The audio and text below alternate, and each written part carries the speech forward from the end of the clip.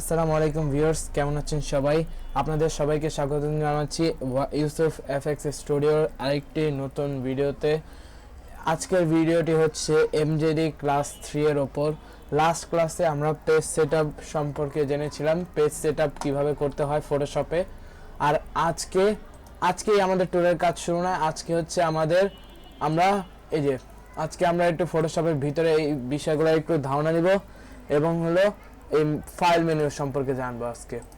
তো ভিডিওটা শুরু করা যাক। তো প্রথমত এটা হচ্ছে আমাদের পেজ সেটআপ করার পর আমরা ফটোশপের ভিতর এমন একটা ইন্টারফেস পাই। তো এই ইন্টারফেসের মধ্যে সর্বপ্রথমত উপরে অনেকগুলো অপশন আছে, যেমন file, edit, image, layer, type, select, filter, view, plugins, Windows, help. এই সবগুলো হচ্ছে আমার মেনু। এগুলো এই উপরে একবার টপ যে প্যানেল, এইটাকে বলা হয় হচ্ছে মেনুস প্যানেল। এটা হচ্ছে কন্ট্রোল প্যানেল, কারণ এটার মধ্যে কন্ট্রোল করার যে অ্যালাইনের অনেক অ্যাটাচমেন্ট আছে, এছাড়া এর জায়গা থেকে আমরা অনেক কিছুই কন্ট্রোল করতে পারি, তাই এটা বলা যায় কন্ট্রোল প্যানেল। এটা হচ্ছে লেয়ার, এটা হচ্ছে ডকুমেন্ট প্যানেল। এটা হচ্ছে আমার টুলস প্যানেল। আর এটা হচ্ছে আমার মেন লেয়ার প্যানেল, যেখান থেকে আমরা আমাদের মেন কাজ এখান থেকেই বেশিরভাগ করে থাকি। তো প্রথমত আমি বলে দিই, ফটোশপে কাজ করতে হলে ফটোশপ হচ্ছে একটা লেয়ার বেস সফটওয়্যার। ফটোশপে হচ্ছে আমাদের সবসময় লেয়ার নিয়ে কাজ করতে হয়, কারণ আমরা যদি লেয়ার নিয়ে কাজ না করি তাহলে এই ব্যাকগ্রাউন্ডের উপরে আমার কাজটা হবে। সেক্ষেত্রে আমরা আমাদের ছবিটাকে যদি কোনো কিছু মুভ করাতে চাই, সেক্ষেত্রে আমরা মুভ করাতে পারবো না। যেমন আমি যদি এখান থেকে কোনো একটা ডিজাইন নিয়ে, আমি যেমন ওই যে একটা রেক্টেঙ্গুলার নেই, এখন আমি যদি এটাকে মুভ করতে চাই, এটা যেহেতু আমার আলাদা আছে তাই এটাকে আমি সুন্দর মতো মুভ করতে পারবো, কিন্তু এটা যদি আমার ব্যাকগ্রাউন্ডের উপরে হয় তাহলে আমি এটা মুভ করতে পারবো না। তো আজকে আমরা এই লেয়ার সম্পর্কে আরো ধারণা পাবো যখন হচ্ছে আমরা টুলসের কাজ শুরু করব। টুলসের কাজ পরবর্তী ক্লাস থেকে শুরু হবে। আজ আমরা দেখবো হচ্ছে ফাইল মেনু সম্পূর্ণটা। ফাইল মেনুর মধ্যে অনেকগুলো অপশন আছে। সর্বপ্রথম অপশনটা হচ্ছে আমার নিউটা কি, আমি যেদিন ফটোশপের পেজ সেটআপ করেছিলাম, মানে গত ক্লাসে পেজ সেটআপের সময় আমি বলছিলাম যে ডকুমেন্ট প্যানেল 3 ভাবে আনা যায়। একটা হচ্ছে আমার ওই যে নিউ ফাইল, এখান থেকে যে নিউ ফাইল অপশনে, আরেকটা হচ্ছে আমার এই ডকুমেন্ট প্যানেল থেকে লেফট ক্লিক করে নিউ ডকুমেন্ট। আবার আমি যদি কিবোর্ড শর্টকাট কন্ট্রোল এন চাপি, তাও আমার এই যে অপশনটা এসে পড়ছে। আবার আমি চাইলে ফাইল থেকে নিউতে যাই, যে কন্ট্রোল এন, এই জায়গায় শর্টকাট দেওয়া আছে, এটাতে যদি আমি ক্লিক করি তাও আমার একটা নিউ ডকুমেন্ট খুলতে পারে। অর্থাৎ এই ফাইলের নিউ অপশন থেকে আমরা নিউ ডকুমেন্ট খুলতে পারি। তারপরে হচ্ছে আমার ওপেন হচ্ছে যদি আমি আগে কোনো একটা কাজ করে থাকি, যেমন হলো আমি ধরা যাক আমি যে ধরা যাক আমি যে আমাদের আগের পেজ সেটআপের ভিডিওতে আমি একটা থাম্বনেল বানিয়েছিলাম, সেই থাম্বনেলের কাজটাই এই যে সেই থাম্বনেলটা, ঠিক আছে। আমি ওপেনের মাধ্যমে কোনো যে কোনো একটা ফাইল যেটা মন চাই, আমি যদি আমার ইউটিউব চ্যানেলের লোগো চাই, সব আমি এখানে আনতে পারবো এই ওপেনের মাধ্যমে। তারপর হলো ব্রাউজ অ্যান্ড ব্রিজ, এটা দরকার নেই। তারপর হলো ওপেন অ্যাজ কি, ওপেন অ্যাজ এ শুধুমাত্র পিএসডি ফাইল। আর পিএসডি ফাইলটা কি, ফটোশপে মনে করেন আপনি একটা কাজ করলেন, আপনি ক্লায়েন্টের জন্য একটা কাজ করতেছেন, আপনি একটা ডিজাইন বানাচ্ছেন, ডিজাইন বানানো শেষ, আপনি ক্লায়েন্টটাকে এই কাজটা দিয়েছেন, তখন কি আপনি ছবিটাকে ডাউনলোড করে দিয়েছেন। সেক্ষেত্রে আপনার ক্লায়েন্ট ছবিটাকে দেখলো, দেখার পর বললো যে আপনার একটা বানান ভুল আছে ডিজাইনের মধ্যে, তখন সেক্ষেত্রে আপনিও লক্ষ্য করলেন যে হ্যাঁ আমার তো বানান ভুল, এখন তো আমার এটা ঠিক করতে হবে, আমি তো ফটোশপ ক্লোজ করে দিছি, এখন আমি আবার আমার ওই ফাইলটা কিভাবে পাবো, এখন আমি কিভাবে আবার সেই ডিজাইনটা করব পুনরায়। সেক্ষেত্রে ফটোশপে একটা সিস্টেম আছে যেটা হচ্ছে সেভ করে রাখার।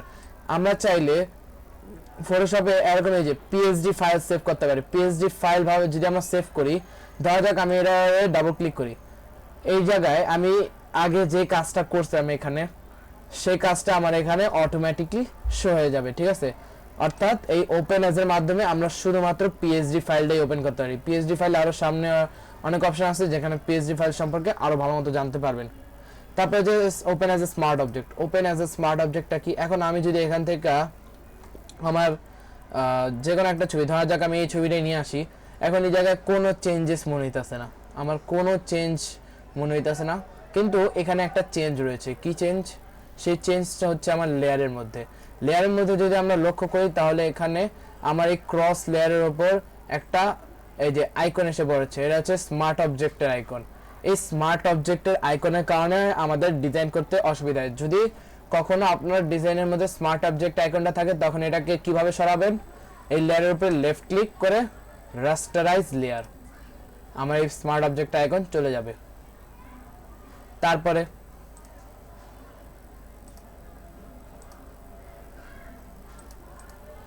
হচ্ছে ওপেন রিসেন্ট। ওপেন রিসেন্ট বলতে আমার ফাইলের মধ্যে, আমার যে ফাইল, এই যে ফাইলের মধ্যে আমি যতগুলো কাজ করছি এই পর্যন্ত সবগুলা কাজ এখানে একটা হিস্ট্রির মতো করে শো হবে। আমি চাইলে এখান থেকে ক্লিয়ার ফাইল লিস্ট দিয়েও এগুলা সবগুলা ডিলিট করে দিতে পারি। এখানে আমি এই পর্যন্ত যে যে কাজ করছি সব কাজ এখানে শো হবে। তারপর হলো ক্লোজ। ক্লোজ বলতে হলো আমি যেই ডকুমেন্টে থাকবো, যেমন ধরা যাক আমি এখানে একটা নিউ ডকুমেন্ট ক্রিয়েট করি, আমি এখন এই ডকুমেন্টে আছি, আমি বললাম এই ডকুমেন্টে নাই, আমি ইউনাইটেড আনটাইটেলড 2 তে আছি।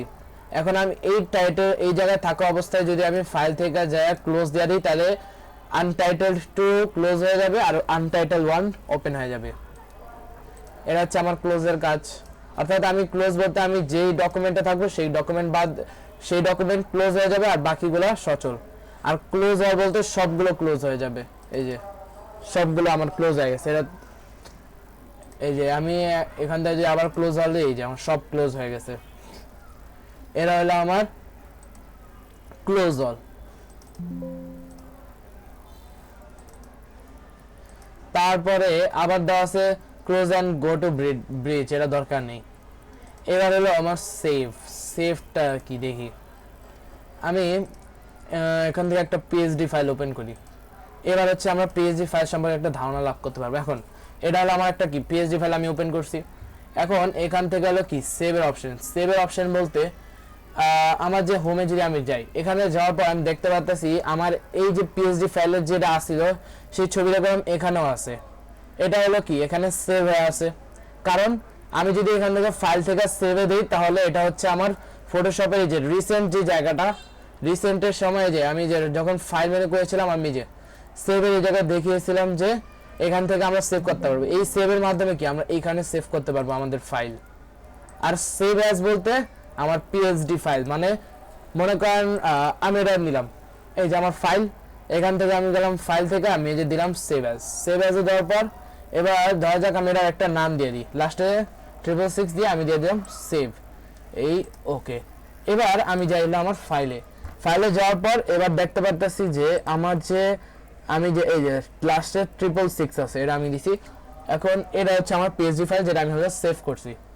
এখন এই জায়গায় মেন কাজটা তাহলে কি, এটা মেন কাজটা হলো ধরা যাক আমার এই ডিজাইনের মধ্যে এই যে একটা ভুল আছে, ঠিক আছে, মনে করেন কোন একটা ভুল আছে, এটা আমি এখন এক্সপোর্ট করে ডাউনলোড করে আমি আমার ক্লায়েন্টে দিছি, ক্লায়েন্ট বলতেছে এটা তো ভুল হয়েছে, এটা ঠিক করেন।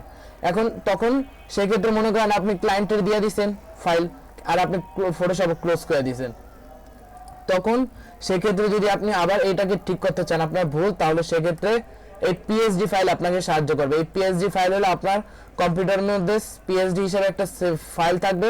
এই ফাইলের উপরে যদি ডাবল ক্লিক করি তাহলে আমার কাজ অটোমেটিকলি আমার ফটোশপে ওপেন হয়ে যাবে। এটা হলো আমার পিএইচডি ফাইলের কাজ। তারপরে হলো আমার সেভ আ কপি।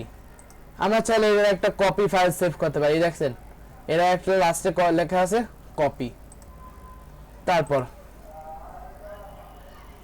বলছে রিভার্ট এর দরকার নেই। তারপর এক্সপোর্ট, এবার হচ্ছে এক্সপোর্ট।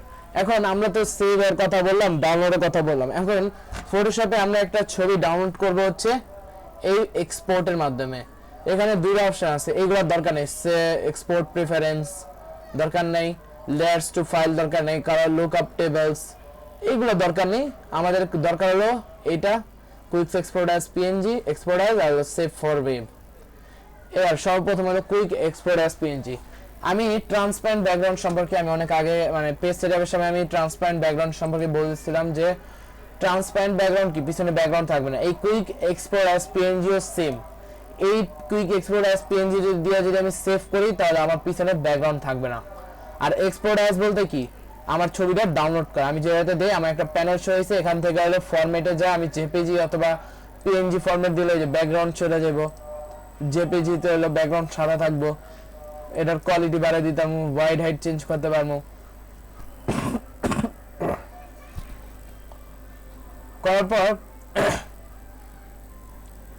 তারপর যদি আমি এক্সপোর্ট দিয়ে দিই আমার ছবি, তাহলে এই যে আমি দিলাম এক্সপোর্ট দেওয়ার পর এবার যদি আমি আমার ডেস্কটপে আসি, এই যে আমার ছবি ডাউনলোড হয়ে গেছে।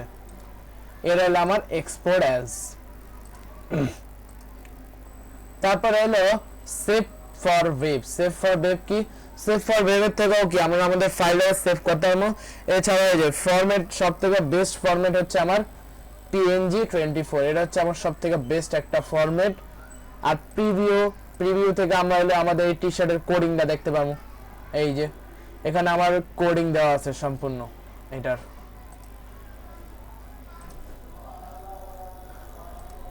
তারপরে দেখি, তারপরে আছে হলো আমার সার্চ অ্যাডোবি স্টক দরকার নেই, সার্চ অ্যাডোবি এক্সপ্রেস টেমপ্লেটস দরকার নেই, প্লেস এমবেড দরকার নেই, প্লেস লিঙ্কডইনও দরকার নেই, অটোমেটেড স্ক্রিপ্ট ইম্পোর্ট এগুলো দরকার নেই। এগুলো হলো সব ভিডিও ক্ষেত্রে ফাইল ইনফো। ফাইল ইনফোটা কি? ফাইল ইনফোতে আমরা হলো আমাদের এই ছবির ইনফরমেশন দিয়ে আমরা আমাদের ছবিটাকে সেভ করতে পারবো, ঠিক আছে? এতে আমাদের ছবির পোটেনশিয়ালটা আরো বেস্ট হবে। এই জায়গায় অনেকগুলো অপশন আছে। এখান থেকে আমি ডকুমেন্টের টাইটেল দিতে হবে, অথরিটি টাইটেল, অথর টাইটেল। আমরা কি গ্রাফিক ডিজাইন দিব এখানে, এখানেও গ্রাফিক ডিজাইন। এই বিষয়ে একটা ডিসক্রিপশন, রেটিং দিব 5 স্টার। তারপর হলো ডেসক্রিপশন রাইটার, আমার নিজের নাম, কিওয়ার্ডস দিব। তারপর এগুলো দরকার নেই, স্টেটস। তারপরে হলো ক্যামেরা ডেট দিতে পারেন, অরিজিন জায়গায় দিবেন।